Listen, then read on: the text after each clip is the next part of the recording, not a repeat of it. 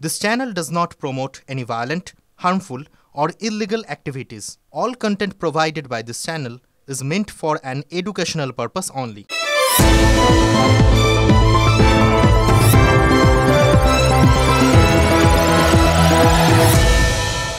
পয়লা December থেকে শুরু হচ্ছে সংসদের শীতকালীন অধিবেশন।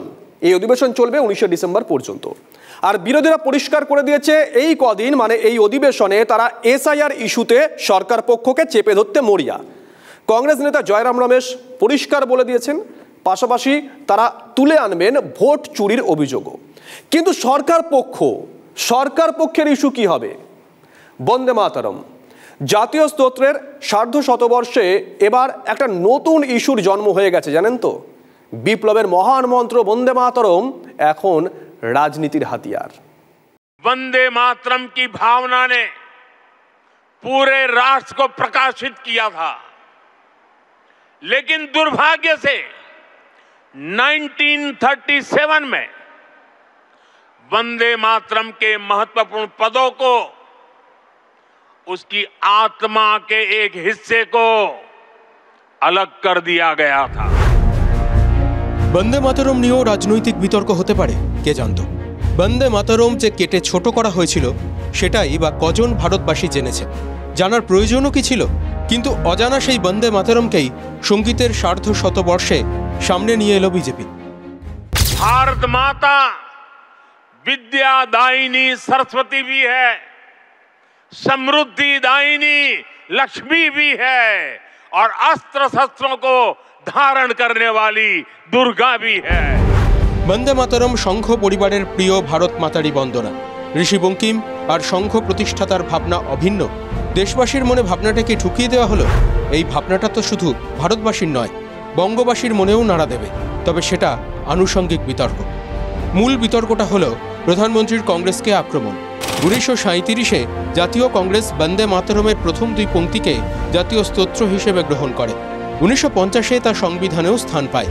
যদিও বিজেপির অভিযোগ, মুসলিমদের তুষ্ট করতে পুরো গানটিকে গ্রহণ করা হয়নি, কারণ তাতে দুর্গা, লক্ষ্মী, সরস্বতীর সঙ্গে ভারত মাতার তুলনা করা হয়েছে। অভিযোগটা 31 অক্টোবর সর্দার প্যাটেলের জন্ম জয়ন্তী উপলক্ষে জাতীয় একতা দিবসে প্রথম তুলেছিলেন প্রধানমন্ত্রী নরেন্দ্র মোদী। जो काम अंग्रेज नहीं कर पाए वो काम कांग्रेस ने कर दिया। कांग्रेस ने मजहबी आधार पर वंदे मातरम के एक हिस्से को ही हटा दिया, यानी कांग्रेस ने समाज को भी बांटा। 1936-37-এ কংগ্রেসের অধিবেশন বসেছিল মহারাষ্ট্রের ফৈজপুরে। সভাপতি হয়েছিলেন জওহরলাল নেহেরু। সেই অধিবেশনেই বন্দে মাতরম গৃহীত হয়। স্বাভাবিকভাবেই বন্দে মাতরম বিতর্কে বিজেপির নিশানায় নেহেরুর ঐতিহ্য। তবে কংগ্রেস দলিল দস্তাবেজ পেশ করে জানিয়েছে, বন্দে মাতরমের প্রথম দুই পংক্তি গ্রহণের প্রস্তাব দিয়েছিলেন খোদ কবিগুরু রবীন্দ্রনাথ ঠাকুর। নেতাজি সুভাষচন্দ্র বসুও গোটা প্রক্রিয়াটার অংশ ছিলেন। जवाहरलाल नेहरू, मौलाना आजाद, सुभाष चंद्र बोस, रविन्द्रनाथ टैगोर, आचार्य नरेंद्र देव के नेतृत्व में भारतीय राष्ट्रीय कांग्रेस ने औपचारिक रूप से इसको वंदे मातरम को राष्ट्रीय गीत के रूप में मान्यता दी। কংগ্রেস সভাপতি মল্লিকার্জুন খাড়গে তার বন্দে মাতরম বার্তায় পাল্টা প্রশ্ন তুলেছেন, আরএসএস ও বিজেপি কি তাদের কার্যক্রমে জনগণ মন কিংবা বন্দে মাতরম গায়? देश के प्रधानमंत्री अपने स्तर को इतना गिरा चुके हैं, आप सब देख रहे हैं, आपकी आंखों के सामने है। एक तरफ वंदे मातरम जो हमारे देश का गीत है, जो अहिंसा और सत्य का गान है, जो उस आंदोलन, उस सत्याग्रह का गान है जिसने अहिंसा द्वारा इस देश को स्वतंत्र किया, और आप ऐसी हिंसक बातें कर रहे हैं।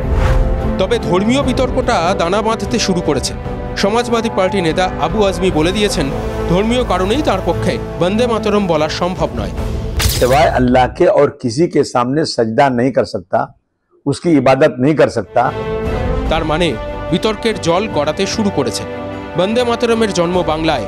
প্রশ্ন হচ্ছে, বিধানসভা নির্বাচনের আগে এই বন্দে মাতরম আবার বাংলায় এসে হাজির হবে না তো? Bureau report, TV9 Bangla. ফুল খিলে হে গুলশন গুলশন। গুলশন কলোনিতে অনেক ফুল রয়েছে। কিন্তু সেই সমস্ত ফুলেদের পরিচয় নিয়ে একটা বড় ষড়যন্ত্র রয়েছে। কেন বলছি? কারণ সেখানকার যারা বাসিন্দারা রয়েছেন প্রায় 2 লক্ষ, কিন্তু তাদের মধ্যে ভোটার কতজন জানেন? প্রায় 4000, মাত্র 4000 ভোটার সেখানকার, আর বাকিরা সবাই বহিরাগত। একে কি বলবেন? দুধের মধ্যে চোনা, নাকি পুরো দুধটাই সোনায় ভরা? দেখুন এই কসবায় কি ধরনের খবর প্রতিনিয়ত আসে, আমরা সেই খবর আপনাদেরকে দিই। যেখানে দুষ্কৃতীদের একটা মুক্তাঞ্চল তৈরি হয়ে গিয়েছে কসবা, এই বহিরাগতরাই কি গুলশান কলোনির গুপ্তধন? গুলশান কলোনির বিভিন্ন গোড়ায় এই গলদ রয়েছে।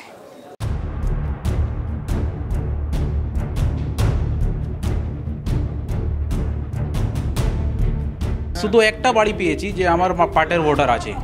খড়ের গাদা থেকে সুচ খোঁজা বরং এর থেকে সোজা। গলি গুজি ঘিঞ্জির মধ্যে শয়ে শয়ে হাজারে হাজারে লোক, কিন্তু তার মধ্যে ভোটার কোথায়? এই যে গুলশানে গরমি, প্রায় সবাই বাইরের লোক। কারো বাড়ি দক্ষিণ 24 পরগনার ক্যানিংয়ে, কেউ উত্তর দিনাজপুরের চোপড়ার বাসিন্দা, কেউ আবার কয়েকশো কিলোমিটার দূরের বিহারের নওদার। কসবার গুলশান কলোনিতে এসআইআর এর ছাঁকনি শুরু হওয়ার পর চক্ষু চড়ক গাছ বিয়েলো, কিন্তু কাকে বিলি করা হবে ফর্ম? কোথায় ভোটার?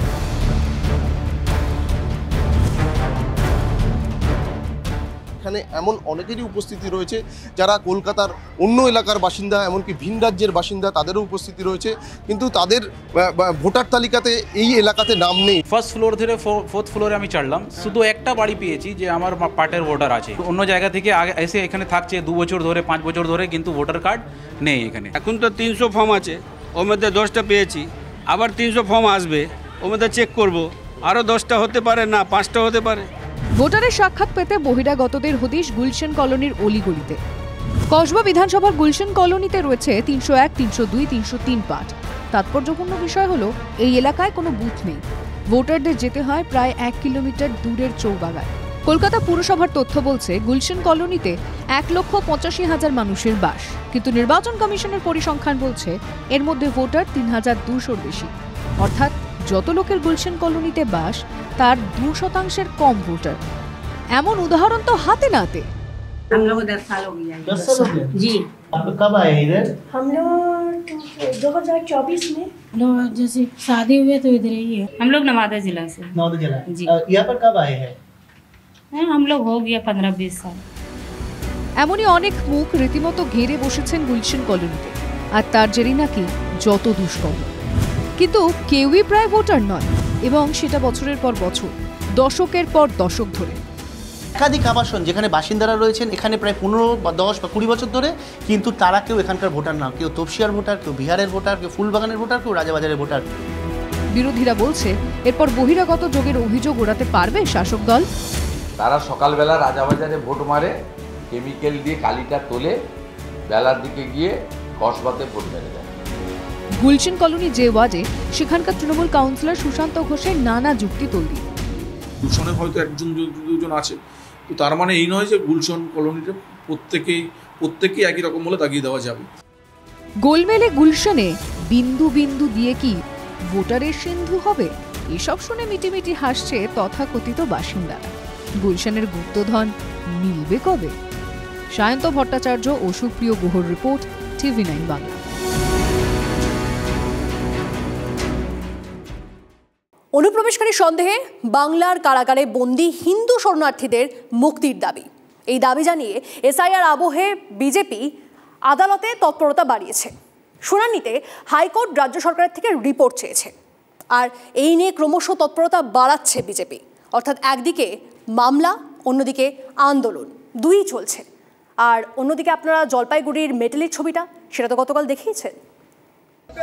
হিন্দুদের উপর অত্যাচার হচ্ছে কেন? তৃণমূল কেন?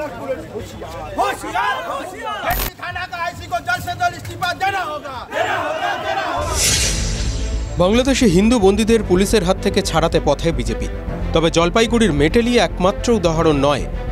এসআইআর নিয়ে গোটা বাংলা যখন তোলপাড়, তখন এখানকার জেলে বন্দী বাংলাদেশি হিন্দু যাদের অনুপ্রবেশকারী সন্দেহে গ্রেপ্তার করা হয়েছে, তাদের জেল মুক্তির আবেদন জানিয়ে কলকাতা হাইকোর্টে জনস্বার্থ মামলা হয়েছে। সেই আবেদন গ্রহণ করে রাজ্য সরকারের কাছে রিপোর্ট চেয়ে পাঠিয়েছে প্রধান বিচারপতির বেঞ্চ। তথ্য চাওয়া হয়েছে কেন্দ্রীয় সরকারের কাছেও। পশ্চিমবঙ্গের বিভিন্ন জেলে বাংলাদেশি হিন্দুদের আটকে রাখা হয়েছে। তার জন্য আমরা রিপ্রেজেন্টেশন দিয়েছিলাম, সেটা কনসিডার করেনি রাজ্য সরকার। কলকাতা হাইকোর্টের ডিভিশন বেঞ্চ এন্ট্রি অর্ডার দিয়েছেন একটা, যে কজন জেলে আছেন আটকে তাদের সঠিক তথ্য কোর্টের মধ্যে 2 সপ্তাহের মধ্যে দিতে রাজ্য সরকারকে বলেছেন। কেন্দ্রীয় সরকারকে বলেছেন যে আপনাদের 1 সেপ্টেম্বর 2025 যে নোটিফিকেশন ছিল সেটা ইমপ্লিমেন্ট কীভাবে করবেন সেটাও জানাবেন। 2026-এর ভোটের আগে হিন্দু ঐক্যের ডাক দিচ্ছে বিজেপি। গত বছর বাংলাদেশে অশান্তির কারণে সংখ্যালঘু হিন্দু যারা এদেশে পালিয়ে এসেছিলেন তাদেরও বড় ভয় দিচ্ছে গেরুয়া ব্রিগেড। ওদের কিচ্ছু চিন্তা করতে হবে, সিএএতে অ্যাপ্লাই করুন, বাকিটা আমরা বুঝে নেব। তারপরেও যদি 2-4 হাজার হিন্দুর কোনো সমস্যা থাকে, আমরা আছি, আমরা কাজ করছি, সমস্ত হিন্দু শরণার্থীদের প্রোটেকশন দেব। বিরোধী দলনেতার এই মন্তব্যকে ঘিরে জোর শোরগোল পড়ে গেছে বঙ্গ রাজনীতিতে। বিজেপির ন্যারেটিভ ভোতা করতে পাল্টা চক্রান্তের তত্ত্ব খাড়া করছে তৃণমূল শিবির। মেইন টার্গেট বিজেপি যত এসছে, মানে 71-এ যারা এসছে, পরে যারা এসছে, তাদেরকে নাম সব বাদ দিয়ে দেওয়া, মানে বাঙাল যারা আছে তাদের সব নাম বাদ দিয়ে দেওয়া। আর নাম কাদের ঢোকানো? ইউপি বিহার থেকে যত আছে তাদেরকে নাম ঢোকানো। ভারতীয় জনতা পার্টি বাংলাদেশে হিন্দু শরণার্থীদের প্রতি দায়বদ্ধ ছিল এবং সেই দায়বদ্ধতা ভারতীয় জনতা পার্টি রক্ষা করবে, এটাই হচ্ছে মূল নির্যাস। এত রকমভাবে বাংলাদেশের হিন্দুদের নামটাকে ব্যবহার করা হয় এই সরকারের আমলে। তারা নাকি সিএ নাকি করেছে, 2019-এ নাকি সিএ পাশ করিয়েছে বাংলাদেশের হিন্দু শরণার্থীদেরকে নাগরিকত্ব দেওয়ার জন্য। তারপরে হিন্দু শরণার্থীরা ভারতের একটার পর একটা জেলখানায় বন্দি অবস্থায় পচে মরছেন। এর থেকেই বোঝা যায় মোদী সরকারের কথার সঙ্গে ওদের কাজের বা বাস্তবের মাটির যে বাস্তবতা তার ফারাক। এদিন বিহারের পূর্ণিয়ায় গিয়ে অনুপ্রবেশকারীদের হুঁশিয়ারি দেওয়ার পাশাপাশি ভোট ব্যাংক রাজনীতি নিয়ে ইঙ্গিতপূর্ণ বার্তা দেন केंद्रीय स्वराष्ट्र मंत्री। किसी भी राज्य का सीएम या देश का पीएम कौन हो, वो निर्णय इस देश के नागरिक न हो ऐसे लोग करेंगे क्या? किस तरह से देश सुरक्षित रहेगा, किस तरह से हमारा लोकतंत्र सुरक्षित रहेगा? विपक्ष के लिए ये वोट बैंक का मुद्दा है, हमारे लिए हमारी लोकतंत्र की सुरक्षा का, देश की सुरक्षा का मुद्दा है। এই বিরাট উপমহাদেশ, এখানে কে শরণার্থী নয়, চাল থেকে কাঁকড় বাছা সহজ নয়। অনুপ্রবেশকারীদের তাড়াতে হবে, এ নিয়ে কোনো সন্দেহ নেই। কিন্তু রাজনীতির ঘূর্ণিপাকে এসআইআর এর মূল উদ্দেশ্য পথ হারাবে না তো? Bureau report, TV9 Bangla. চিন্তার নাম এখন এসআইআর। দেখুন, এই নানা মুনির নানা মতের কারণেই না এই বিষয়টা আরও বোধহয় জটিল হয়ে যাচ্ছে। আর তার মধ্যেই নতুন করে হাইকোর্টে যে মামলা হয়েছে তাতে বোধহয় জটিলতাটা আরও বেশ খানিকটা বেড়ে গিয়েছে। কি মামলা করা হয়েছে, আবেদনকারী কি বলেছেন জানেন? সেখানে বলা হয়েছে সিএর যারা আবেদন করছে তাদেরকে মানে সেই সমস্ত ব্যক্তিদেরকে এসআইআর এ মান্যতা দিতে হবে।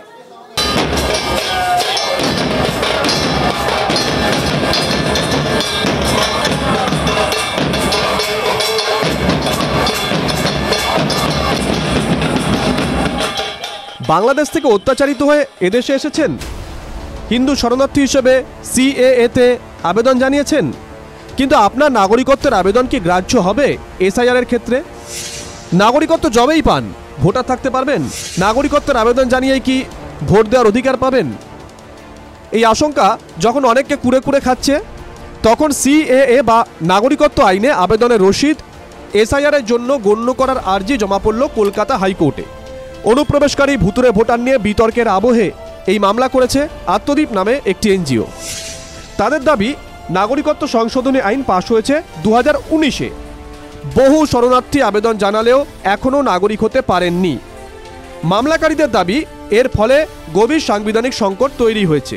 আমার কাছে ডকুমেন্ট রয়েছে যেখানে 6 মাস এমনকি 11 মাসেরও ডকুমেন্ট রয়েছে, যেখানে হিয়ারিং হওয়ার পর তারা ডকুমেন্ট পাননি। তো আমরা যখন সিদ্ধান্ত নিচ্ছি যে আমরা প্রতিবেশী দেশে ধর্মীয় কারণে নির্যাতিতদের বা সংখ্যালঘুদের নাগরিকত্ব দেব, সেখানে তাদেরকে আমরা এই মান্যতা দিতে পারি না।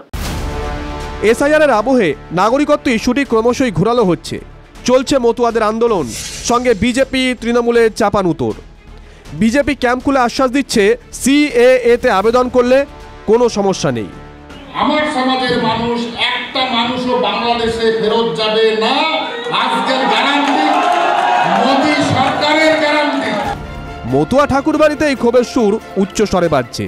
ওপার বাংলার মানুষ যারা দেশভাগের বলি হওয়া মানুষ, শুধু মতুয়া নয়, সমস্ত স্তরের দেশভাগের বলি হওয়া মানুষ, তাদেরকে নিঃশর্ত নাগরিকত্ব দিতে হবে। আমরা কে কী করছে সে বিষয়ে আমাদের কোনো নজর নেই এবং সে বিষয়ে আমাদের কোনো বক্তব্য নেই।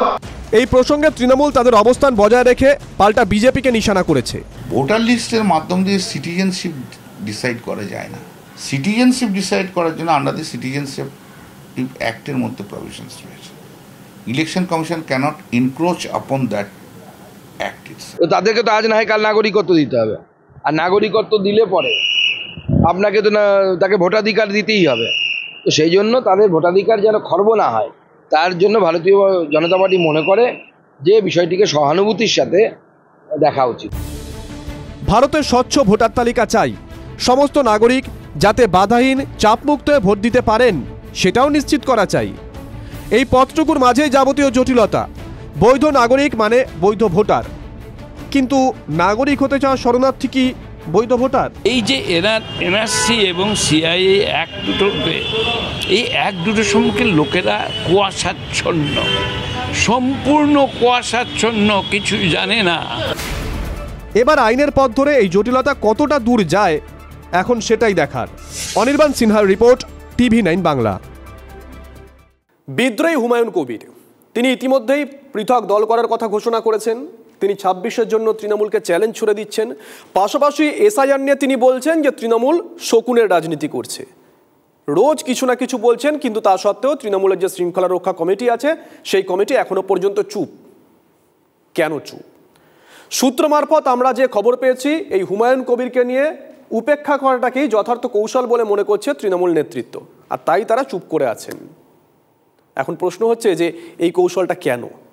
দেখুন আমাদের বিশেষ রিপোর্ট।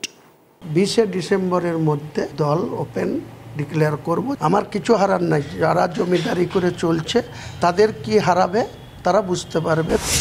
সময় বেঁধে নতুন দল গড়ার ঘোষণা, নাম করে করে নেতাদের সমালোচনা, যে দলে এখনো আছেন তাদের ভোটে হারানোর হুঁশিয়ারি। মুর্শিদাবাদে ভরতপুরের তৃণমূল বিধায়ক হুমায়ুন কবির ক্রমাগত গর্জে চলেছেন, কিন্তু তৃণমূল কি বললো এই নিয়ে আমাদের এখনো সঙ্গে ভাববার সময় নেই। এখন ওরা এসআইআর নিয়ে ব্যস্ত, তো তার ইন্টেনশনটা তো বোঝা যাচ্ছে সে কি চাইছে করতে। আমি বারবার শৃঙ্খলা ভঙ্গ করছি, তোমরা অ্যাকশন নাও। আমাদের কাছে অ্যাকশন নেওয়ার মতো লোক বলে মনে হচ্ছে না। তৃণমূল এসআইআরে ব্যস্ত, বিদ্রোহী হুমায়ুন তা নিয়ে পার্টি লাইনের বাইরে হাঁটছেন। ভাগাড়ের সব যেমন গরু খুঁজে বেড়ায়, মরা গরু, এরা এখন বিজেপিও বলে তৃণমূলও বলে। এবারে ভয় দেখিয়ে বা এই সমস্ত জোর জুলুম করে খুব একটা সুবিধাজনক অবস্থায় কেউ থাকবে। ভরতপুরের তৃণমূল বিধায়ক হুমায়ুন কবির বাংলার সর্বাধিক মুসলিম প্রভাবিত জেলা মুর্শিদাবাদের ডাকাবুকো নেতা। বামবাদে প্রায় সবকটা রাজনৈতিক দলই তার ঘোড়া হয়ে গেছে। অতীতে বারবার তৃণমূলকে অস্বস্তিতে ফেলেছেন। পঞ্চায়েত ভোটে নির্দল প্রার্থী দাঁড় করিয়ে দিয়েছেন দলের বিরুদ্ধে গিয়ে।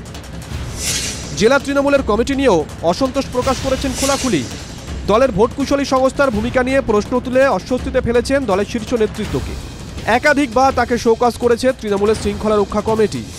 কিন্তু হুমায়ুন কার্যত আগল খোলাখুলি বলেই দিচ্ছেন নতুন দল গড়ে 26-এ ভোটে লড়বেন। বাম আইএসএফ কংগ্রেসের সঙ্গেও জোটে তার আপত্তি নেই। আমি মুর্শিদাবাদ, উত্তর দিনাজপুর, মালদা, নদিয়ার একটা অংশ, উত্তর 24 পরগনারও কিছু কিছু পকেটে আমি প্রার্থী দেব। বামেদের সঙ্গে হ্যাঁ, তাদের সাথেও যাব, আইএসএফ এর সাথেও যাব। তাহলে আর কংগ্রেস বাদ থাকবে? কংগ্রেস বাদ না থাকলে বাদ থাকবে না। যে শিশু জন্মায়নি তুমি কেন তার অন্নপ্রাশনের বিরোধী? যখন দল তৈরি হবে, দলের কর্মসূচি কি, কারা নেতৃত্ব, তাদের উদ্দেশ্য কি, লক্ষ্য কি, তারা কোন ইস্যু নিয়ে আন্দোলন সংগ্রাম করছে বা নির্বাচনে যেতে চাইছে, তার ভিত্তিতে সিদ্ধান্ত। গত লোকসভা নির্বাচনের আগে হিন্দু মুসলিম ভোটের বিভাজন নিয়ে রীতিমতন বিতর্কিত মন্তব্য করেছিলেন হুমায়ুন। অভিযোগ, সেই মন্তব্যের জেরে আড়াআড়ি ভাগ হয়ে গেছিল হিন্দু মুসলিম ভোট। আর সেই বাইনারির জেরেই কার্যত নিজের দুর্গ বলে পরিচিত বহরমপুর কেন্দ্রে হেরেছেন বলে দাবি করেছিলেন অধীর চৌধুরী।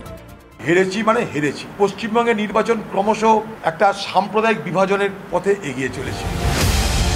বিধানসভা ভোটের আগে ফের তেড়েফুঁড়ে উঠেছেন হুমায়ুন কবির। যে জেলাগুলোতে প্রার্থী দেওয়ার কথা তিনি বলছেন, 2011 জনগণনা অনুযায়ী সেই মুর্শিদাবাদে মুসলিমদের সংখ্যা 66% বেশি, মালদায় প্রায় 52%, নদিয়া আর উত্তর 24 পরগনায় প্রায় 26%। এই জেলাগুলোতে মুসলিম ভোট মূলত তৃণমূলের ঝুলিতেই যায়। এখন হুমায়ুন যদি সেই ভোট ব্যাংকে ভাগ বসান, তাহলে কার পোয়া 12? পশ্চিমবঙ্গের মানুষ একটা বাইনারি সেট করে দিয়েছে যে তৃণমূলকে হারাতে পারে বিজেপি। 2019 সালের এই বাইনারি এখন পর্যন্ত অটুট আছে। যারা বামপন্থী আছেন, যারা মুষ্টিমেয় কংগ্রেসই আছেন, সমস্ত কর্মীদের কাছে আবেদন, এবং তারাও এবার বিজেপিকেই ভোট দেবেন। হুমায়ুন এ দফায় বিদ্রোহী হওয়ার 72 ঘন্টা পরেও তৃণমূলের তরফ থেকে কোনো পদক্ষেপ করা হয়নি, সেটাই অনেকের কাছে অবাক ঠেকছে। আবার কেউ কেউ দেখছেন সুচিন্তিত রাজনৈতিক কৌশল। হুমায়ুন কবির নিজেই দল ছেড়ে যান, কোনোভাবে তাকে বহিষ্কার করার মধ্যে দিয়ে শহীদের তকমা দিতে নারাজ তৃণমূল নেতৃত্ব, এমনটাই মনে করছে রাজনৈতিক মহল, এবং তৃণমূল শিবির সূত্র এমনটাই খবর উঠে আসছে। ক্যামেরায় সুদীপ গোছাইতের সঙ্গে সৌরভ গুহ, TV9 বাংলা, কলকাতা। নাম তার নিখিল, রাজনীতিতে সে যে নানা দলের। বিজেপি তার নাম বিএলএ হিসেবে পাঠিয়েছে, অন্যদিকে সেই লোকই আবার তৃণমূলের ক্যাম্পে বসছে। অর্থাৎ এই ফুলে ফুলে আজব এক রং মিলান্তি দেখা গেল জগদ্দলে। অন্যদিকে আমরা যদি একটু হুগলির দিকে তাকাই, সেখানে আবার এক ব্যক্তি, সে বিএলও হিসেবে তার নাম পাঠানো হয়েছে, কিন্তু সে বিএলএ হিসেবে সিপিএম এর বাড়িতে বসে ফর্ম সাজাচ্ছেন। বিজেপির ভেতরেও যায় না, কোনো মিটিং মিছিলে যায় না, কোথাও যায় না। আমি টিএমসি করছি 2019-এর পর থেকে, দাদার সঙ্গে আছি। ধাঁধায় পড়ে যাচ্ছেন তো? বিজেপির বিএলএ কিনা তৃণমূলের ক্যাম্প আলো করে বসে আছেন। উত্তর 24 পরগনার জগদ্দলে আজব কাণ্ড কারখানা, ফুলে ফুলে মিশে গেছে। একসময় তৃণমূল করতেন নিখিল দাস। 2019-এর লোকসভা ভোটের আগে বিজেপিতে যোগ দিয়েছিলেন, পরে আবার পুরনো দলে ফিরে আসেন। দল বদলালেও বিজেপি যে তাকে মন থেকে ফেলে দেয়নি, তাই জগদ্দল বিধানসভায় বিএলএ হিসেবে তার নাম জল করছে। তাৎপর্যপূর্ণ বিষয় হলো, দুই ফুলই দাবি করছে ভয় দেখিয়ে নাকি অন্য ফুল তাকে দলে টেনেছে। নিজের ফর্মে সাইন করেছে যে আমি বিএলএ 2 হব। এখন ভয়ে সোমনাথ স্বামী চিনির ভাই সঞ্জয় শ্যাম পাশে বসিয়ে তাকে যে কথাটা বলাচ্ছে, সেও বলছে, এর মধ্যে কিছু বলার নাই, ভয় খাওয়াচ্ছে। ও ভীত সন্তুষ্ট হয়ে চলে এসেছে। ও বলতে চাইছে যে আমি তৃণমূল কংগ্রেস করি, কিন্তু বর্তমানে তো আমি তৃণমূল করি, তাহলে আমার নামটা কে বা কারা চক্রান্ত করে দিয়েছে। বিএলও কোন দলে তা নিয়ে জগদ্দলে শোরগোল। হুগলির বৈদ্যবাটিতে এই বিএলওর ভাবগতিক অনেকের কাছে ভালো ঠেকছে না। সিপিএম এর বিএলএর বাড়িতে বসে এনুমারেশন ফর্ম গোছাচ্ছেন কিনা সরকারি booth level officer, video post করে এমনই তো দাবি তৃণমূলের। এই ফর্ম যদি কোনো পার্টিকুলার পলিটিক্যাল পার্টির এজেন্টের বাড়িতে বসে কোনো এসডিও অফিস মারফত যে বিএলও তারা যদি একটু শর্টিং করে, সেক্ষেত্রে একটা পক্ষপাতিত্ব হয়ে যাচ্ছে। এক্ষেত্রে ছিছি পড়ে যেতে বিএলও বা সিপিএম নেতা যুক্তি সাজালেন বটে, কিন্তু তাতে হোমওয়ার্কের বড়ই অভাব। আমি সরকারি রোগী, আমার প্রচুর কষ্ট হচ্ছিল, এসে আমি ফর্মগুলোকে নিজের মতন করে সাজিয়ে নিয়ে তুলে নিয়ে যাচ্ছিলাম। তুমি যে ফর্মগুলো পেয়েছেন সব তো এদিক ওদিক করে মানে ছড়ানো ছেটানো আছে, সেইগুলো বসে একটুখানি রেখেছি। এরপর রঞ্জনা আর সিপিএম নেতার বাড়িতে আসবেন, নাকি পাড়ার দাদাদের ভয়ে এ পথ এড়িয়েই যাবেন? অনন্ত চট্টোপাধ্যায় ও আশিক ইনসানের রিপোর্ট, TV9 বাংলা। বিহারে প্রথম দফার ভোটে রেকর্ড টার্ন আউট, কিন্তু কেউই বুঝতে পারছেন না বাড়তি ভোটটা কার পকেটে গেছে। বিহারে খেলা কিন্তু জমে গেছে। দ্বিতীয় দফার ভোটের আগে ঝাঁপিয়েছে সব পক্ষই। মহাত্মা গান্ধী থেকে সীতা প্রচারে নিস্তার পাচ্ছেন না কেউই। বিহারের চম্পারণ অহিংস সত্যাগ্রহ শুরু করেছিলেন মহাত্মা গান্ধী। দুঃস্বপ্নেও কি কল্পনা করেছিলেন 100 বছর পরে বিহারের ভোটে তাকে হাজিরা দিতে হবে? কিন্তু প্রিয়াঙ্কা গান্ধী বদ্রা ভোট প্রচারের দাবি করে বসেছেন महागठबंधन लड़ाई महात्मा सत्याग्रह मतोई। आज जो लड़ाई कांग्रेस पार्टी और महागठबंधन लड़ रही है वही लड़ाई है जो उस समय महात्मा गांधी जी लड़े थे। आज भी वही आपके अधिकार खतरे में है जिनके लिए महात्मा गांधी जी लड़े। केंद्रीय स्वराष्ट्र मंत्री अमित शाह आबार प्रति सभाय बोलছেন रामेश्वरी सीता किन्तु बिहारेर बेटी। बीजेपी राम मंदिर बानिয়েছে, बीजेपी सीता मंदिर तैरी करे देबे। सीता माता हमारे बिहार की बेटी है। सीतामढ़ी में माँ सीता का भव्य मंदिर बनना चाहिए या नहीं बनना चाहिए? কয়েকদিন আগে বেগুসরাইয়ে প্রচারে গিয়ে জলে নেমে পড়েছিলেন রাহুল গান্ধী। জেলেদের সঙ্গে জাল ধরেছিলেন, সাঁতার কেটেছিলেন। প্রধানমন্ত্রী রাহুল গান্ধীর নাম না করলেও বিদ্রুপ করেছেন। बड़े बड़े लोग भी यहाँ की मछली अब देखने के लिए आ रहे हैं। पानी में डुबकी लगा रहे। किसी ने मुझे कहा कुछ लोग बिहार की चुनाव में डूबने की प्रैक्टिस कर रहे हैं। প্রথম দফায় রেকর্ড ভোট সব রাজনৈতিক দলকেই চনমনে করে দিয়েছে। দুপক্ষই দাবি করছে অতিরিক্ত ভোট তাদের খাতায় গেছে। প্রথম দফার হাওয়া দ্বিতীয় দফায় যাতে ফিকে না হয়ে যায় সেজন্য নেতারা সচেষ্ট।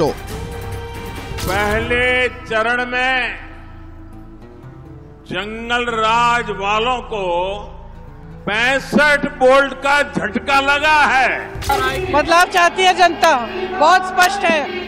सब मीटिंगों में मैं देख रही हूँ, मैं कम बोल रही हूँ, जनता ज्यादा बोल रही है। अगर ये चोरी नहीं करें तो सरकार बदलेगी, अगर ये चोरी करेंगे फिर जो है सरकार नहीं बदलेगी। वो एक बहुत बड़ा मुद्दा है। इतनी बड़ी संख्या में जो पोलिंग हुई है ये दिखाता है कि बिहार में बदलाव बिल्कुल होने जा रहा है निश्चित तौर पर। बिहार में 160 से ज्यादा सीटों के साथ एनडीए की सरकार बनने वाली है। এনডিএ সরকার মুখ্যমন্ত্রী রোজগার প্রকল্পে মহিলাদের অ্যাকাউন্টে 10,000 টাকা ঢুকিয়ে দিয়েছে। তেজস্বী যাদব প্রতি পরিবারের একজন সদস্যকে সরকারি চাকরি দেওয়ার প্রতিশ্রুতি দিয়েছেন এবং দুপক্ষই পরস্পরের প্রতিশ্রুতি নিয়ে প্রশ্ন তুলছে। तो अपनी परिस्थिति को अच्छी तरह से समझो। ये जो 10,000 रुपए का घूस देने की कोशिश कर रहे हैं ना, ले लो, पैसे ले लो, 10,000 रुपए ले लो, लेकिन अपना वोट मत दो बहनों। आप लोगों ने कह दिया हर घर में एक नौजवान को हम सरकारी नौकरी देंगे। क्या यह संभव है कि हर घर में एक नौजवान को आप सरकारी नौकरी दे दें? ये नौजवान को नौकरी क्या देते? अरे ये तो आपकी नौकरी के नाम पर आपकी जमीन को भी हड़प जाते थे। এত মুখে এত কথা শুনে বিহারবাসী কি বিভ্রান্ত নাকি রাজনীতি দিকভ্রান্ত? বোঝা যাবে 11ই নভেম্বর, জানা যাবে 14ই November. Bureau report, TV9 Bangla. গরু পাচারকারীদের হাতে আক্রান্ত বিএসএফ, 5 জন জওয়ান আহত হয়েছে। এই ঘটনা ত্রিপুরায়, একেবারে ভরা বাজারে এই ঘটনা ঘটেছে। শুক্রবার দিন ত্রিপুরার সীমান্তে এই গরু পাচারকারীদের ধরে ফেলে জওয়ানরা। জওয়ানদের তাড়া খেয়ে তারা সেই বাজারে গিয়ে পৌঁছয়, কিন্তু ঘটনাটা সেখানেই হয়েছিল। বাজারে পৌঁছানোর পর সেই সমস্ত গরু পাচারকারীরা জওয়ানদের ঘিরে ফেলে, গাড়ি ভাঙচুর করে এবং তারপরে তাদেরকে মারধর করা হয়। ভরা বাজারে ঘটনাটা ঘটলো, কিন্তু একজনও কেউ এগিয়ে এলেন না সাহায্যের জন্য। তাই এই ঘটনার পর এক বিএসএফ আধিকারিক বাজারে পৌঁছে সেই সমস্ত স্থানীয় বাসিন্দাদের উদ্দেশ্যে ক্ষোভ উগরে দেন। हथियार लेके ड्यूटी करते हैं हम, जो है डंडा भी नहीं हमारे पास होता है कि किसी को हम मारे, गोली मारते हैं सीधे। इतना बड़ा मार्केट है, हजारों लोग यहाँ पे खड़े हैं और 10 बंदे जो है बदमाश मार के चले जा रहे हैं। आप लोग कुछ नहीं कर रहे हो? शर्म आपके ऊपर आनी चाहिए जो है, या आपकी फोर्सेस के ऊपर जो अटैक हो रहा है। ভরা হাটে দাঁড়িয়ে ক্ষোভ উগড়ে দিচ্ছেন বিএসএফ এর একজন আধিকারিক। এই ভিডিও এখন সোশ্যাল মিডিয়ায় ভাইরাল। জায়গাটা সেপাহীজলা জেলার বিশালগড়। বিএসএফ এর আধিকারিকের এই ক্ষোভের কারণ, কিছুক্ষণ আগেই বিএসএফ এর গাড়িতে হামলা হয়। পুলিশ জানিয়েছে শুক্রবার সন্ধ্যায় ভারত বাংলাদেশ সীমান্তের বিশালগড় কামথানা রোডে একটি গরু বোঝাই গাড়ি থামানোর চেষ্টা করেন বিএসএফ এর জওয়ানরা। গাড়িটি পালিয়ে এই হাটে এসে ঢোকে। বিএসএফ জওয়ানরাও গাড়িটির পিছু ধাওয়া করে পৌঁছে যায় এই হাটে। আর এরপরেই বিএসএফ জওয়ানদের ওপর হামলা চালায় পাচারকারীরা। ভাঙচুর করা হয় বিএসএফ এর গাড়িতে। হামলায় আহত হয়েছেন 5 জন জওয়ান।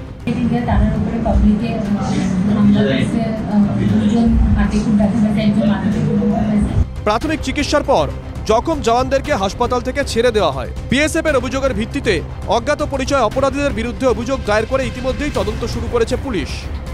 ত্রিপুরা সীমান্তের ওই এলাকায় সম্প্রতি ব্যাপক অনুপ্রবেশের অভিযোগ উঠেছে, যার পিছনে দালাল চক্র সক্রিয় বলে অভিযোগ করছেন স্থানীয় বাসিন্দারা। এবারে সেই এলাকাতেই বিএসএফ এর ওপর হামলায় বাসিন্দারা নির্বাক দর্শক হওয়ায় ধৈর্যের বাঁধ ভাঙল সীমান্ত রক্ষীদের। मेरा मुद्दा यह है कि कोई मार के चला जाएगा, आप पकड़ नहीं सकते उसको। Bureau report, TV9 Bangla. আদালতে সরকারি আইনজীবী বলছেন বিডিওর বিরুদ্ধে অনেক প্রমাণ আছে, তাহলে কেন গ্রেপ্তার করা হচ্ছে না রাজগঞ্জের বিডিও প্রশান্ত বর্মনকে? তিনি প্রভাবশালী বলে এই প্রশ্ন তুলছে নিহত স্বর্ণ ব্যবসায়ীর পরিবার, প্রশ্ন তুলছে বিরোধীরাও। আর ইতিমধ্যেই আপনাদেরকে জানিয়ে রাখি, ওই বিডিওর বন্ধু এবং গাড়ির ড্রাইভারকে গ্রেফতার করা হয়েছে। সেটা কি শুধুমাত্র ওই বিডিওর দরজায় কড়া নাড়ার মতো? প্রত্যক্ষদর্শীদের বয়ান, সিসিটিভি ফুটেজ থেকে বিমানের টিকিট। দত্তাবাদে স্বর্ণ ব্যবসায়ী খুনে রাজগঞ্জের বিডিও প্রশান্ত বর্মনের বিরুদ্ধে একাধিক তথ্য প্রমাণ নাকি পুলিশের হাতে আছে, যেখানে অভিযোগ প্রমাণ করাও নাকি খুব সহজ। কিন্তু তাও কেন বিডিও পর্যন্ত পৌঁছচ্ছে না পুলিশের হাত? এই প্রশ্নে সরগরম হতে শুরু করেছে রাজ্য রাজনীতিও। খুনের মামলায় গ্রেফতার করা হয়েছে আরও দুজনকে। ধৃত রাজগঞ্জের বিডিও ড্রাইভার রাজীব ঢালি। কলকাতার ইকো পার্ক অঞ্চল থেকে গ্রেফতার করা হয়েছে তাকে। গ্রেফতার করা হয়েছে বিডিওর বন্ধু তুফান থাপাকে। শিলিগুড়ি থেকে গ্রেফতার করা হয়েছে পেশায় ঠিকাদার তুফানকে। পুলিশের দাবি, স্বর্ণ ব্যবসায়ী খুনের মামলায় সরাসরি যোগ রয়েছে এই দুজনের। সূত্রের খবর, 6 জন মিলে স্বর্ণ ব্যবসায়ীর দেহ ফেলা হয়েছিল। আদালতে সওয়াল জবাব পর্বে সরকারি আইনজীবী বলেন, ধৃতরা সরাসরি এই ঘটনায় যুক্ত। বিস্তারিত তদন্তের প্রয়োজন আছে। কোথায় খুন করা হয়েছে, কারা যুক্ত তা জানতে আরও তদন্ত প্রয়োজন। আদালতে সরকারি আইনজীবী আরও বলেন, ভিডিও যুক্ত রয়েছেন, তার ভিডিও ফুটেজ পাওয়া গেছে, তাই এদের পূর্ণ সময়ের জন্য পুলিশ হেফাজত দেওয়া হোক। এখানেই প্রশ্ন তুলছে নিহত স্বপন কামিল্লার পরিবার। কেন এখনো গ্রেফতার করা হচ্ছে না অভিযুক্ত ভিডিওকে প্রভাবশালী বলে? আমার ছেলে মেয়ে শাশ শ্বশুর ধরি কেমন আছে একবার দেখি যান। আমার ভয় পেয়েছে। আমি বলছি ও ভিডিও, ও বহুত পাওয়ারফুল লোক। আমাকে তো গরিব মানুষ, আমাকে তো মেরে ফেলবে না। একই প্রশ্ন তুলে এদিন বিধাননগর দক্ষিণ থানার সামনে বিক্ষোভ বিজেপির। পুলিশের বিষয়, পুলিশ দেখছে, তদন্ত করছে, অ্যারেস্ট করছে, পুলিশ দেখছে। তদন্ত কি ধাপে ধাপে এগিয়ে নিয়ে যাচ্ছে পুলিশ? ভিডিওর মতো সরকারি আধিকারিককে হেফাজতে নেওয়ার আগে কি সব দিক থেকে অভিযোগের সত্যতা ফুলপ্রুফ করতে চাইছে পুলিশ, নাকি চুনোপুটি ধরে মাস্টারমাইন্ডকে আড়াল করার চেষ্টা? রঞ্জিত ধর ও দেবব্রত সরকারের রিপোর্ট, TV9 বাংলা। আপনি আচরি ধর্ম পরের শিখাও। আচ্ছা, আসানসোলের মেয়র বিধান উপাধ্যায় তিনি কাউন্সিলরের বিরুদ্ধে FIR করে এই শিক্ষাটাই কি দিতে চাইলেন? আসানসোলের কমিউনিটি হল, সেই কমিউনিটি হল নিজের দখলে রেখেছেন কাউন্সিলর, এবং সেখানে বৈধভাবে টেন্ডার দিয়ে সত্ত্ব পাওয়া যে সংস্থা, তারা কোনো কাজই করতে পারছেন না। বলে কয়ে কোনো কাজ হচ্ছে না, তাই একেবারে সোজা গিয়ে FIR। আর এই ঘটনাকে সামনে রেখে বিরোধীরা কি বলছে? সবটাই নাটক, এটা আসলে তৃণমূলের গোষ্ঠীদ্বন্দ্ব। এই ছবি দেখেছে আসানসোল। আসানসোলের 23 নম্বর ওয়ার্ডের কমিউনিটি হলের বারান্দায় তখন পরিবেশ উত্তপ্ত। তর্কে জড়িয়েছেন যারা, তাদের একজন তৃণমূল কাউন্সিলর CK রেশমা কৃষ্ণন, আর তার উল্টো দিকে যারা, তাদের মধ্যে ছিলেন আসানসোল পুরসভার ইঞ্জিনিয়ার ও লিগ্যাল অ্যাডভাইজার। অর্থাৎ একদিকে পুরসভার প্রশাসনিক আধিকারিকরা, আর একদিকে নির্বাচিত কাউন্সিলর। তৃণমূল পরিচালিত পুরসভার অফিসারদের সঙ্গে বিতণ্ডায় জড়ালেন কেন? আসানসোলে 23 নম্বর ওয়ার্ডের কমিউনিটি হল নিয়ে সমস্যা। টেন্ডারে কমিউনিটি হলের দেখভালের বরাত পায় বেসরকারি সংস্থা। 4 মাস আগে আমি টেন্ডার পেয়েছি। 4 মাস আগে 8,08,000 টাকা আমি অলরেডি করে দিয়েছি, যা ডিমান্ড নোটিশে ছিল। 4 মাস হলো আমি সমানে চেষ্টা করে যাচ্ছি, কর্পোরেশনকেও আবেদন করেছি যে যাতে আমি কমিউনিটি হলটা হ্যান্ডওভার পাই, কিন্তু আজ অবধি এখনো অবধি পাইনি আমি হ্যান্ডওভার। অভিযোগ, নিয়ম মেনে সর্বোচ্চ দর দিয়ে টেন্ডার পেলেও ওই কোম্পানিকে কমিউনিটি হলের দায়িত্ব নিতে দিচ্ছেন না কাউন্সিলর। তৃণমূল কাউন্সিলরের বিরুদ্ধে বিস্ফোরক তৃণমূল পরিচালিত পুরসভা। অভিযোগ, তৃণমূল কাউন্সিলর নামমাত্র টাকা দিয়ে কমিউনিটি সেন্টার চালাচ্ছেন, নিজে কমিউনিটি সেন্টার দখল করে রেখেছেন প্রভাব খাটিয়ে। কাউন্সিলরের কোম্পানি টেন্ডারে অংশ নিলেও জিততে পারেনি। তারপর থেকেই নাকি টেন্ডার পাওয়া বেসরকারি সংস্থাকে বাধা দিচ্ছেন কাউন্সিলর। টেন্ডার পেলেও কমিউনিটি সেন্টার হাতে পাচ্ছে না বেসরকারি কোম্পানিটি। যিনি আছে তারা টাকা পয়সা দিয়ে দিয়েছে কর্পোরেশন জমা, এবার তাকে তো হ্যান্ডওভার দিতে হবে। বাবা, আমরা যখন পয়সা নিয়েছে কর্পোরেশন, তো কর্পোরেশনের টাকা যখন হ্যান্ডওভার দিতে হবে না, এবার উনি হয়তো সেটা হ্যান্ডওভার দিতে চাইছেন না। কেন পুরসভার বিরুদ্ধে যাচ্ছেন কাউন্সিলর CK রেশমা কৃষ্ণন? সব আমাদের কর্পোরেশনের কমিউনিটি হলগুলো আগাম হোটেলের দিকে যাবে, তো কমিউনিটি হলগুলো আপনি নিলাম করে দেবেন, কোনো ভালো দেখবেন না।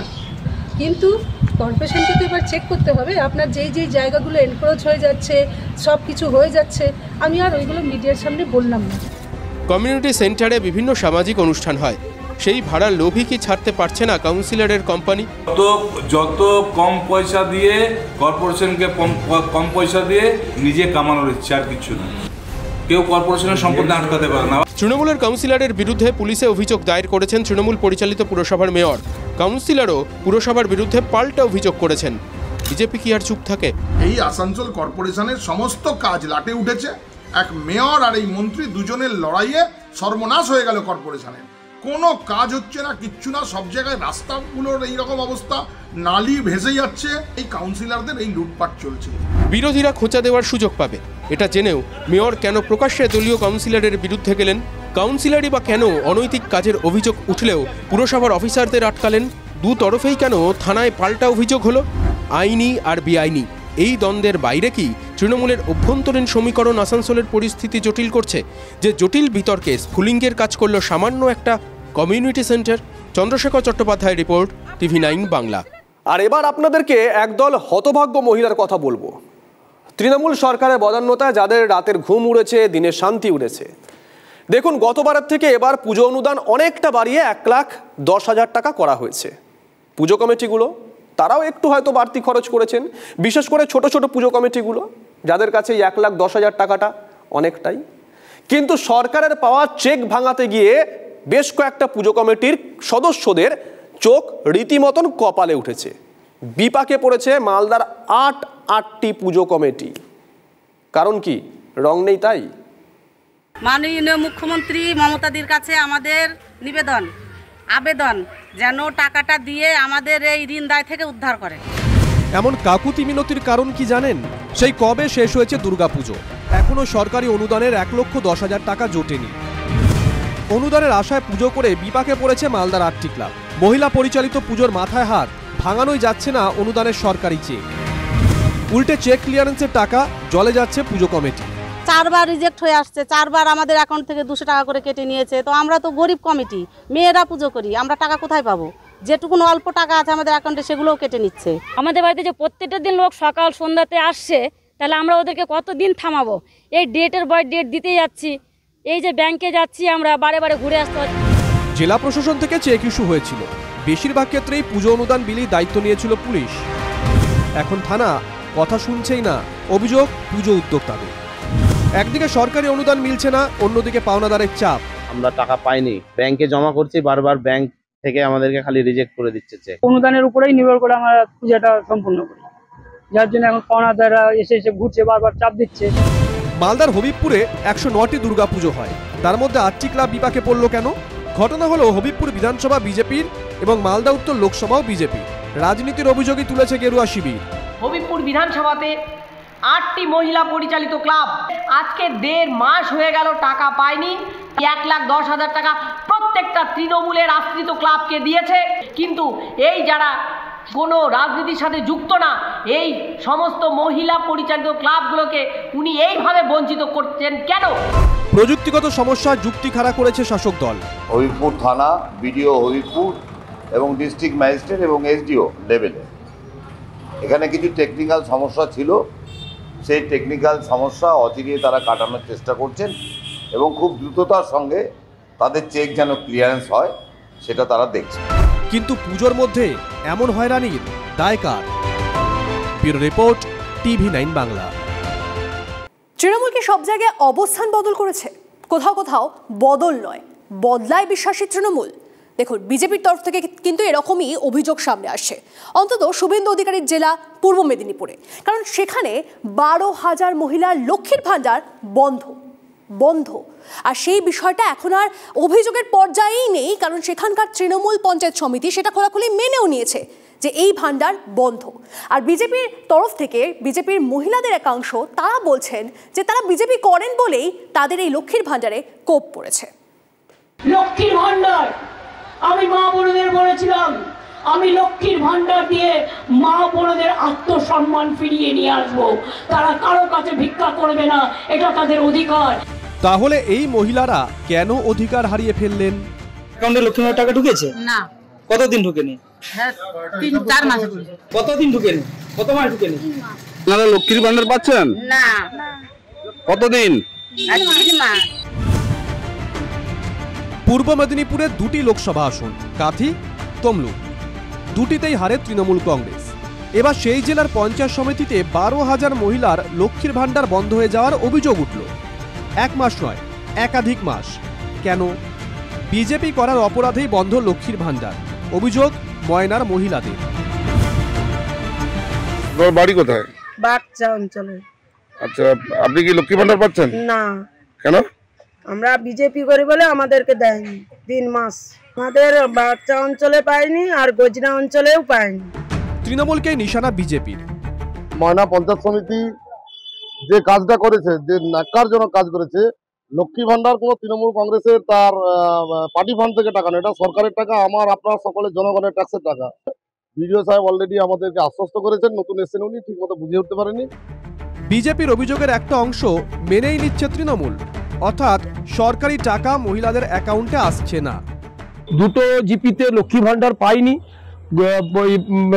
বাচ্চা জিপি, গজিনা জিপি প্রায় টোটাল বন্ধ, বাকি আদার্স জিপিতে 50-100 টাকা করে বন্ধ। তার জন্য আমরা বিডিওকে দিয়ে চিঠি করিয়েছি, জেলা থেকে আমরা চিঠি করিয়েছি, আশা করছি 1 সপ্তাহের মধ্যে লক্ষ্মী ভান্ডার ঢুকে যাবে। সেটা না হলে বিডিওর অফিস ঘেরার হুঁশিয়ারি ময়নার BJP. Bureau report, TV9 Bangla. তিনি রিচা ঘোষ, সদ্য বিশ্বকাপ জিতে ঘরে ফিরেছেন। তিনি শিলিগুড়ির মেয়ে, কিন্তু তাকে কেন মুখ্যমন্ত্রী ফোন করছেন না, কেন তাকে রাজ্য সরকার সংবর্ধনা জানাচ্ছে না, এই ধরনের নানা প্রশ্ন উঠতে শুরু করেছিল। বিজেপির তরফ থেকে এই ধরনের প্রশ্নগুলো করা হচ্ছিল। বিজেপি তো এও বলতে শুরু করেছিল যে এই জন্যই উত্তরবঙ্গের মানুষজন তাদের নিজেদেরকে বঞ্চিত মনে করে। আজ মুখ্যমন্ত্রী যখন তাকে সংবর্ধনা জানালেন, সিএবির সংবর্ধনায় যখন মুখ্যমন্ত্রী তার হাতে একের পর এক পুরস্কার তুলে দিলেন, তারপর এই যে বিতর্ক শুরু হয়েছিল, সেটা কি ইতি পড়তে চলেছে? শুক্রবার রিচা ঘোষকে বরণ করেছে তার শহর শিলিগুড়ি, আর শনিবার বিশ্বজয়ী রিচা ঘোষকে সংবর্ধনা ও পুরস্কারে ভাসিয়ে দিল রাজ্য সরকার এবং বাংলা ক্রিকেটের নিয়ামক সংস্থা সিএবি। আর্থিক পুরস্কার থেকে সরকারি চাকরি। রিচার হাতে রাজ্য পুলিশের নিয়োগপত্র তুলে দিলেন মুখ্যমন্ত্রী। পুলিশের ডেপুটি সুপারিনটেন্ডেন্ট পদে চাকরি দিল রাজ্য। রিচাকে বঙ্গভূষণ পুরস্কার দিলেন মুখ্যমন্ত্রী। রাজ্য ক্রীড়া দপ্তরের পক্ষ থেকে দেওয়া হলো সোনার চেন। সিএবির পক্ষ থেকে রিচার হাতে তুলে দেওয়া হলো 34 লক্ষ টাকার চেক। ফাইনালে 24 বলে 34 রান করায় 34 লক্ষ টাকার পুরস্কার। সিএবির পক্ষ থেকে মুখ্যমন্ত্রীর হাত দিয়ে সোনার ব্যাট ও বল তুলে দেওয়া হয় বিশ্বজয়ী রিচাকে। সৌরভ গঙ্গোপাধ্যায় রিচার হাতে তুলে দেন ক্রিস্টালের ঘোড়া। রিচার সম্বন্ধে যে অ্যাডভান্স আমাদের এক্সপেকটেশন, আমরা এক্সপেকটেশন রাখবো, কিন্তু মেন্টাল প্রেশার দেব না। তাকে আস্তে আস্তে এগোতে হবে। প্রথমেই যদি তার কাছ থেকে আমরা অনেক কিছু আশা করে ফেলি, ও যা করছে ওর মতোকে করতে দিতে হবে। রিচা যে ভারতীয় ক্রিকেটে যে রোলটা করে, 6 নম্বর এসে যে ব্যাটিংটা করে ক্রিকেটে, সেটা সবচেয়ে ডিফিকাল্ট। আর কারণ ওই এমন একটা সময় যেখানে তুমি পাবে বল কম আর তোমাকে রান করতে হবে সবচেয়ে বেশি। রিচাকে এত কঠিন কাজটা এত সহজভাবে ভারতীয় টিমের জন্য এতদিন করে এসছে, তার ভ্যালিউ ইন্ডিয়ান টিমে স্মৃতি, হারমান কারোর থেকে কম নয়। তা একদিন ঝুলনের মতো, আর একদিন আমি চাইবো যে আমরা এখানে দাঁড়িয়ে বলতে পারি রিচা ইন্ডিয়া ক্যাপ্টেন। রিচার সংবর্ধনা নিয়ে গত কয়েকদিন থেকেই রাজনীতি তুঙ্গে। ক্রিকেটের নন্দনকাননে হওয়া অনুষ্ঠান ও তাতে বিশ্বজয়ী সংবর্ধনা কি আপাতত বিতর্ককে বাউন্ডারির বাইরে ফেলে দিল? তবে যাকে নিয়ে এত কথা, সেই রিচা TV9 বাংলাকে দেওয়া এক্সক্লুসিভ ইন্টারভিউয়ে বললেন, জীবনে লড়াই না থাকলে এই জায়গায় পৌঁছানো যায় না। সবার লাইফে স্ট্রাগল থাকে, আই থিঙ্ক অনেকের লাইফে অনেক বেশি, অনেকের লাইফে কম, বাট আমার লাইফে যদি স্ট্রাগল না থাকতো, আই থিঙ্ক আমি এই জায়গাটা এত শক্তভাবে আমি থাকতে পারতাম না। আপাতত আমি ক্রিকেটটা নিয়ে ফলো করছি, ফোকাস করছি ক্রিকেটে। রিচা লড়াই করতে তৈরি, দেশকে রাজ্যকে আগামী দিনে আরও গর্বিত করতে তৈরি। সংবর্ধনা, পুরস্কার, উপহার, বিতর্ক সব পাশে সরিয়ে তার চোখ 22 গজেই। কৌস্তব গঙ্গোপাধ্যায়ের রিপোর্ট, TV9 বাংলা। আবারও বিতর্কে সন্দেশখালি, আর এই বিতর্কের মধ্যমণি তৃণমূল, মানে তৃণমূলকে নিয়েই আবার আলোচনা ফিরে এলো। দেখুন, তৃণমূলের পঞ্চায়েত সমিতির মহিলা সদস্যা তিনি অভিযোগ করছেন তার মাথায় আগ্নেয়াস্ত্র ঠেকিয়ে মারধর করা হয়েছে। কিন্তু এই অভিযোগ কার বিরুদ্ধে সেটাও গুরুত্বপূর্ণ। এই অভিযোগ কিন্তু অন্য কোনো দল নয়, তৃণমূলের পঞ্চায়েত সদস্যর বিরুদ্ধে। আর এই পঞ্চায়েত সদস্য সমস্ত অভিযোগ অস্বীকার করেছে। সন্দেশখালি, শেখ শাহজাহানের গ্রেপ্তারির পর যে সন্দেশখালি লাগাতার খবরে থেকেছে, রেশন দুর্নীতির তদন্তে তার সূত্রপাত, তার মোড় সন্দেশখালীর মহিলাদের শ্লীলতাহানির অভিযোগের দিকে ঘুরে যেতে বেশি সময় লাগেনি। আমাদের ধর্ষণ হয়েছে, কিন্তু তাদের সমাজে বাঁচতে হবে, তাদের স্বামী শ্বশুর শাশুড়ি সবাই বাড়িতে আছে, বাচ্চা কাচ্চা আছে, তো সেক্ষেত্রে সে কি বলবে যে আমি এটা হয়েছে। সেই সন্দেশখালীতে ফের এক মহিলার শ্লীলতাহানির অভিযোগ। অভিযোগকারী সন্দেশখালী 2 নম্বর ব্লকের পঞ্চায়েত সমিতির সদস্য। অভিযোগকারী এলাকায় তৃণমূল কংগ্রেসের সক্রিয় নেত্রী। অভিযোগ স্থানীয় গ্রাম পঞ্চায়েত সদস্যের বিরুদ্ধে। অভিযোগ তৃণমূল নেতা বিষ্ণুপদ প্রামাণিকের বিরুদ্ধে। যখন বাড়ি 5টার দিকে আমি বাড়ি ফিরছিলাম, তখন এসে আমাকে মাথায় পিস্তল রাখে এবং কেস যদি না তুলে নেই আমাকে পিস্তলের যতটা গুলি আছে সব আমার পরিবারের কাজে লাগাবো এবং নানা রকমভাবে হাত ধরে টানাটানি করে এবং ভয়ভীতি দেখায়। আমি প্রাণ ভয়ে পালাতে থাকি। 1 বছর আগে অভিযোগকারী মহিলার অন্তরঙ্গ ছবি নিয়ে ব্ল্যাকমেলের চেষ্টা করেছিলেন এই পঞ্চায়েত সদস্যই। তখন থানায় গিয়েছিলেন তৃণমূলের পঞ্চায়েত সমিতির সদস্য।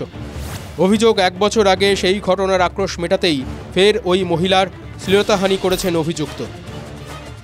অভিযোগটা হচ্ছে আজ থেকে 1 বছর আগে 20/4/2024 সালে একটা মোকদ্দমা করেছিলাম। সেই মোকদ্দমা তুলে নেওয়ার জন্য চাপ সৃষ্টি করছে। তৃণমূলের পঞ্চায়েত সদস্যের বিরুদ্ধে তৃণমূলের পঞ্চায়েত সমিতির সদস্যের নালিশ পৌঁছেছে থানায়। প্রায় উত্তক্ত করছে এবং মামলাটা তুলে নেওয়ার জন্য ভয়ভীতি দেখাচ্ছে। এর পরিবারবর্গকে খুন করে দেবে এরকম বলছে, আর ওর হয়ে যে সাক্ষী দেবে তাদেরকেও উনি একটা হুমকি দিয়েছেন। যদিও অভিযুক্ত তৃণমূল নেতা বলছেন তার বিরুদ্ধে মিথ্যে অভিযোগ করছেন তৃণমূলেরই পঞ্চায়েত সমিতির সদস্য। না, এটা সম্পূর্ণ ভিত্তিহীন এবং মিথ্যা, এরকম কোনো নজির নেই। পুলিশে যখন অভিযোগ দায়ের হয়েছে তখন পুলিশ বিষয়টা দেখবে, কিন্তু তার আগে সন্দেশখালীতে তৃণমূলের পায় কি আরেকবার পচা শামুক আটকাচ্ছে? দীপঙ্কর দাসের রিপোর্ট, TV9 বাংলা। বছরখানেক আগে বাবা মারা গিয়েছেন, মার সঙ্গেই একা থাকতো ছোট্ট তৃষা। জগদ্ধাত্রী পুজোর দিন সরসুনার বাড়ি থেকে বেরিয়ে স্কুলে গিয়েছিল সে, কিন্তু রাস্তায় কি এমন হলো? 7 দিন ধরে জমে মানুষে টানাটানি হাসপাতালে। তারপর মাকে একা করে দিয়ে চলে গেল তৃষা। এখনো পর্যন্ত এই কথা ভাবলেই শিউরে উঠছে সরসুনার ওই সাপুইপাড়ার মানুষজন। চিকিৎসার গাফিলতি কি কাটল মেয়েটার প্রাণ? এই রাস্তার পাশে জগদ্ধাত্রী পুজোর হোর্ডিং, একটু দূরে রাস্তার পাশেই ইটের গায়ে হেলান দেওয়ানো রয়েছে জগদ্ধাত্রীর চালচিত্র। শুধু নেই তৃষা সাপুই, বয়স 11। যোধ শিবরামপুর গার্লস স্কুলের ক্লাস 6-এর ছাত্রী ছিল তৃষা। জগদ্ধাত্রী পুজোর নবমীর দিন বৃহস্পতিবার তৃষা যখন স্কুলে যাচ্ছিল তখন প্যান্ডেল জমজমাট। 11 বছরের মেয়েটার চোখ চলে যায় সেদিকে। প্যান্ডেলে পুজো, দাঁড়িয়ে আছেন সিংহবাহিনী জগদ্ধাত্রী। তৃষা অন্যমনস্ক হয়ে পড়ে। আচমকা যখন হুঁশ ফেরে তখন তার সামনে গরম খিচুড়ির কড়াই। সে যেদিক দিয়ে যাচ্ছিল, অর্থাৎ রাস্তার বাঁদিকে খিচুড়ি রান্না হচ্ছিল। ওই পুজো উপলক্ষেই তৃষা সাইকেলের সামনে আচমকা উনুন জ্বলতে দেখে ব্রেক কষে। তারপর প্রত্যক্ষদর্শীদের দাবি টাল সামলাতে পারেনি মেয়েটা। প্রথমে সামনের কেরিয়ার থেকে ব্যাগটা পড়ে কড়াইয়ের পাশে, নিজেও কাত হয়ে যায়। তাড়াহুড়ো করে ব্যাগটা তুলতে গেলে গরম কড়াই উল্টে খিচুড়ি এসে পড়ে তৃষার পিঠের দিকে। প্যান্ডেলের দিকে তাকিয়ে তাকিয়ে যাচ্ছিল, যেতে যেতে আর সাইড দিয়ে যাচ্ছিল, যেদিক দিয়ে খিচুড়ি হচ্ছিল ওখানেই পড়ার মধ্যেই সাইকেলটা ওর পড়ে যায়। পড়ে যেতে ব্যাগটা আগে পড়ে, তারপর ও পড়ে যায় পড়ার মধ্যে। হ্যাঁ, গরম জল ছিল, আর কড়াটা কাত হয়ে পড়ে গেল পিঠের মধ্যে। হ্যাঁ, গায়ে পড়েছে। ফুটন্ত খিচুড়ি পড়তেই চিৎকার করে ওঠে মেয়েটা। পাড়ার লোক ছুটে আসে। প্রথমে বিদ্যাসাগর, তারপর এমআর বাঙ্গুরে ভর্তি করা হয়। শহরে নিয়ে যায়, বিদ্যাসাগর থেকে ওকে ট্রান্সফার করে ভাঙড়ে। প্রতিবেশীদের দাবি, চিকিৎসক বলেন 45% দগ্ধ। তৃষার চিকিৎসা শুরু হয় বার্ন কেয়ারের নিয়ম মেনে। সপ্তাহখানেক পর প্লাস্টিক সার্জারির কথা জানান চিকিৎসক। সমস্যা তৈরি হয় সার্জারির পর আইসিইউ বেড নিয়ে। প্রতিবেশীদের দাবি, বাঙ্গুর হাসপাতাল বেড দিতে টালবাহানা করে। ডাক্তারদের সঙ্গে জানি না কি রকম একটা হয়েছিল সেদিন, কিন্তু আমার মতে বলে যে ওটিটা করার আগে আইসি রুমটা জোগাড় করে নেওয়া দরকার ছিল। বলবো না কি বলবো, ভুল বলবো, ডাক্তারের একটু কিছু গন্ডগোল হয়ে গেছিল, যার জন্য কিন্তু দুর্ঘটনাটা ঘটে গেল। বাঙ্গুরেই ভর্তি ছিল তৃষা, অথচ সেই হাসপাতালই কেন টালবাহানা করবে? পাড়া প্রতিবেশী দৌড়ঝাঁপ শুরু করেন, বিভিন্ন হাসপাতাল ঘোরেন। বেড না পাওয়ায় কথা হয় মেয়র ফিরহাদ হাকিমের সঙ্গে। বাঙ্গুরেই আইসিইউ বেডের ব্যবস্থা হয়, কিন্তু তৃষাকে আর বাঁচানো যায়নি।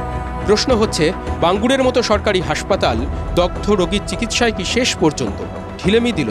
অনেকটা সারিয়ে তুলেও মায়ের কোলে ফেরাতে পারল না তৃষাকে। আইসিইউ বেড নিয়ে বেগরবাই না করলে কি তৃষা প্রাণে বাঁচত? এমআর বাঙ্গুর হাসপাতালের দাবি, আইসিইউ বেড খালি ছিল না, যে মুহূর্তে বেড পাওয়া যায় তৃষার জন্য বরাদ্দ করা হয়। সরসুনার কাষ্ঠডাঙ্গা সাপুইপাড়ার গলিতে রোদ এসে পড়েছে। টালির চালের বাড়ির বাইরে জটলা, ছোট্ট এক কামরার বাড়ির লোহার গেট বন্ধ, বারান্দায় দাঁড় করানো আছে নীল সাইকেল। সাইকেল চালানো মেয়েটা তখন লাশ কাটা ঘরে, একা মা অপেক্ষায় মর্গের সামনে। সৌভিক সরকারের রিপোর্ট, TV9 বাংলা। অপেক্ষা শেষ, খুব তাড়াতাড়ি ফিরছে আপনাদের প্রিয় অনুষ্ঠান না বললেই নয়। আচ্ছা কি ব্যাপার বলুন তো, এই না বললেই নয় প্রোগ্রামটা আপনাদের বন্ধ হয়ে গেল কেন? না বললেই নয় দেখতে পাচ্ছি না কেন? না বললেই নয় অনুষ্ঠানটা কি বন্ধ হয়ে গেছে? ওই প্রোগ্রামটি একমাত্র সাধারণ মানুষের কথা বলে। অবিলম্বে না বললেই নয় চালু করতে হবে।